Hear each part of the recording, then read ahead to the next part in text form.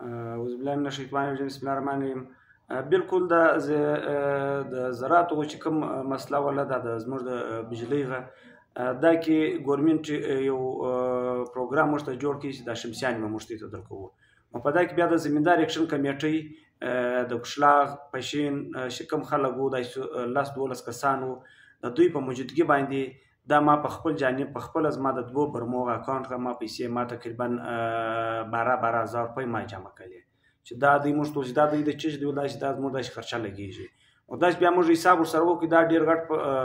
ورس پروسس وو چې دا دوی تقریبا په کروڑو روپۍ زمیندار اکشن کمیټې په خپل دا الزام نه دی دا حقیقت دی ما سره پرچی پرتی دي زیات چاته ښکارا کوم چې ما چیرې جمع کړی دي هغه به ورکم شي ما په خپل جانب ما جمع کړی دا در چا څه دی اخیستی دي چا سره 15,000 روپۍ پورې دي چا سره 20,000 روپۍ پورې دي چا سره 10,000 روپۍ چا 60,000 روپۍ پورې مطلب دا پیسې اخیستل شوي دي.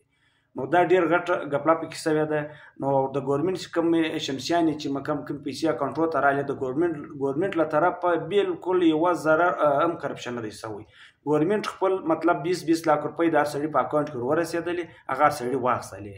او بل دویم مسله زموږ دغه ولا د ټسپاورانو غدا موږ زمیندار اکشن کمیټې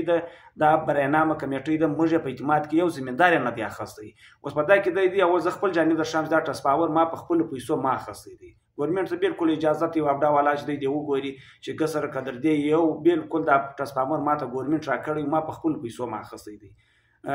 کم بیا دغه رقم تقریبا ما په خپل اخستي دي سرکار لا نه منظوري کړی دي. نو دا ګورنمنت دی اکشن کمیټې وابډا والا دا تقریبا ظلم ملاو دي د ټسپاوران شان خرڅي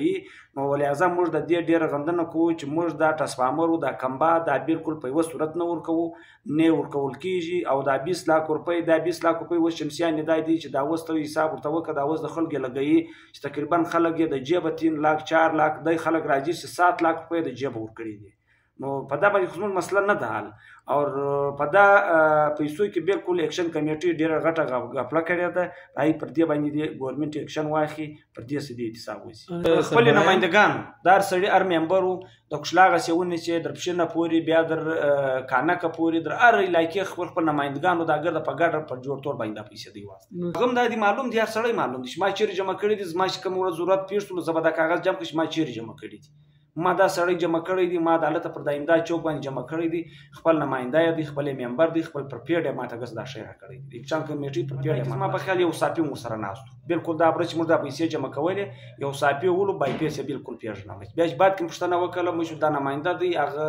دلته ما په دا پروګرامو کې کته بیا مو چاز پښتنه کړی چې هغه دا صاحب دی نو ما دا صاحب و د زمیندار سره